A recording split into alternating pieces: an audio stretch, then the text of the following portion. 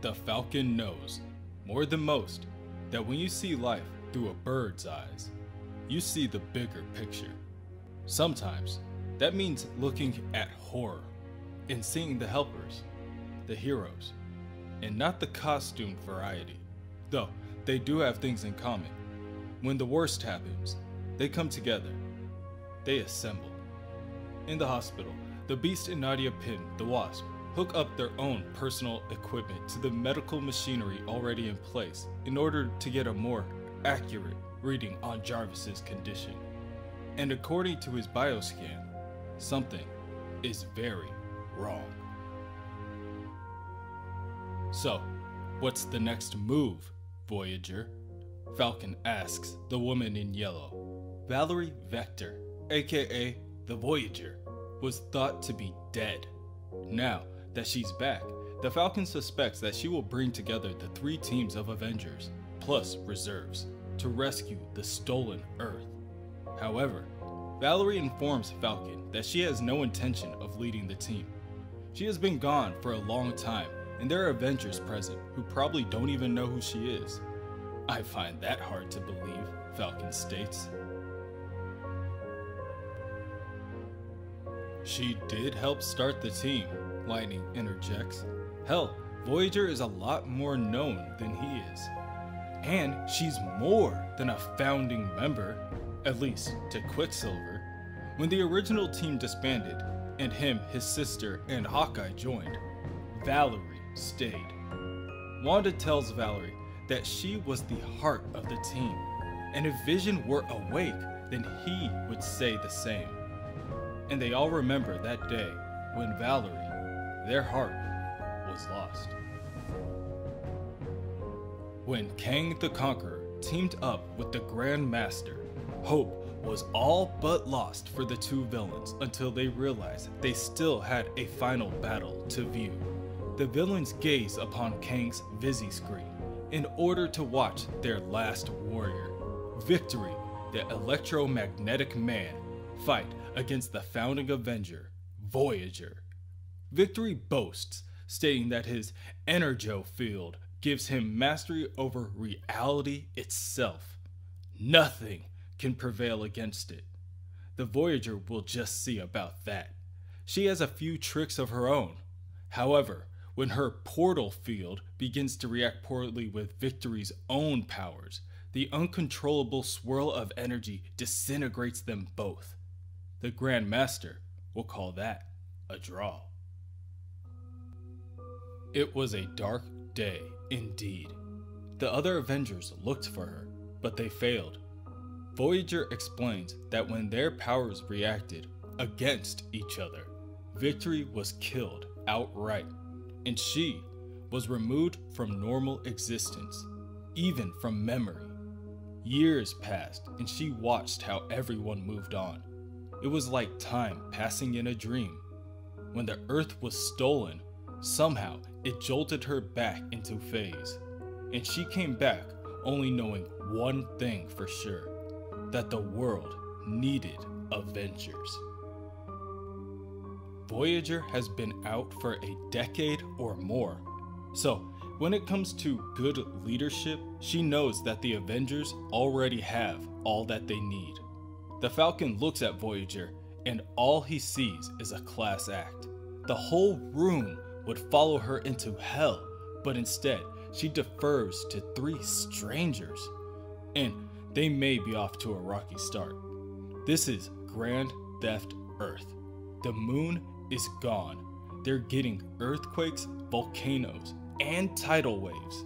A whole gambit of heroes and villains stuck in suspended animation, and they have lost all connection to the world's satellites, including the Alpha Flight Space Station. Tony Ho, the Iron Patriot, informs the others that she has instructed AIM's science team to begin work on low-orbiting drones to bounce signals off of. It will at least give them some communication for now. Falcon, at the moment, can only get a view of the immediate area. His powers have their limits, and right now, with the birds panicking like this, his eyes are of little use. Perhaps Magic will work, he suggests. Unfortunately, Wanda informs him, with the constellations altered and Gaia in chaos, a magic solution may be unpredictable at best. With the way things are now, anything could happen in the wider world and they would never know. Somewhere in Egypt, the clouds in the sky turn gray and begin to spiral. Wind picks up on the ground and people watch in both amazement and horror. Lightning continues to build until two powerful bolts strike the earth only a few feet apart. Enter the players of the game, the Black Order and the Lethal Legion. The Black Order, known far and wide for their misdeeds in servitude of the Titan Thanos. Corvus Glaive, Supergiant, Black Dwarf, Proxima Midnight, Ebony Maw, and the Black Swan. The group stands and examines their opponents, the Lethal Legion. The heroic Captain Glory, Drawl, the gladiator from beyond the stars, Farine, the other, the Blood Brothers, Mentacle, Molin, the all-new Metal Master. The two teams converge and Proxima Midnight tells her love, Corvus Glaive, that she will slaughter each one of their foes in his name. Chaos ensues and destruction is felt from the quakes in the earth. Beams of energy, mental projections, quaking stomps, and misdirection tactics consume their battle. Enough! A voice bellows from the heavens. The rules of engagement must be followed. A deeper voice follows and cosigns. His opponent speaks true. Combatants may not engage until the Pyramoid is activated. Gather yourselves, survey the battleground, and prepare for the trials ahead. The two groups comply and diverge, at least for now. Ebony Maw asks Corvus, their leader, what will they do now? Corvus responds that their rules are clear. They cannot slay each other until the match begins, but that does not mean they must stand by and do nothing. This planet was chosen as the battleground because its unique defensive properties. The designated obstacles selected to make this game more interesting are already in play. The Black Order will take the initiative and clear them from the board. Elsewhere, in the Avengers mansion, Quicksilver begrudgingly tells his team that he does not like standing around. Falcon tries to rein in Pietro by telling him that they are all chomping at the bit to help, but unless he has come up with a plan to punch earthquakes, they're going to need a cohesive, Avengers-wide strategy. Rogue believes that they should disperse into teams of 2 or 3, and Sunspot suggests that they all go solo. The interaction following is not pleasant. Falcon reminds the two leaders that it's a big room. It doesn't need one voice, but they do have to work together. Voyager agrees and follows up on Rogue's original thought by suggesting that they create small groups. It may limit their coverage, but it maximizes their resources. Communication will be key. Suddenly, the computer monitor turns on and the sound of loud static begins to erupt from the speakers.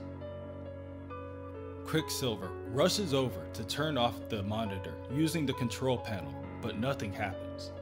Falcon tells Pietro that it's no use. He doesn't think that they're in control anymore.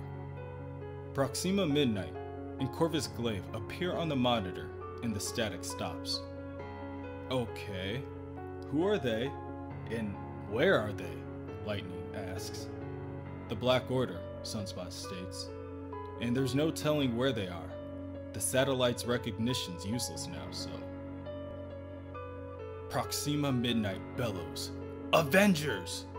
We've much that needs to be done, and you'd only be in the way. Farewell! Instinctively, Falcon tries to help, but part of him hopes he can. His power has limits. Right now, if he can see them, that means they're on top of him. Falcon yells at his sudden realization. The Black Order has arrived. They're there. Right there. They're directly above the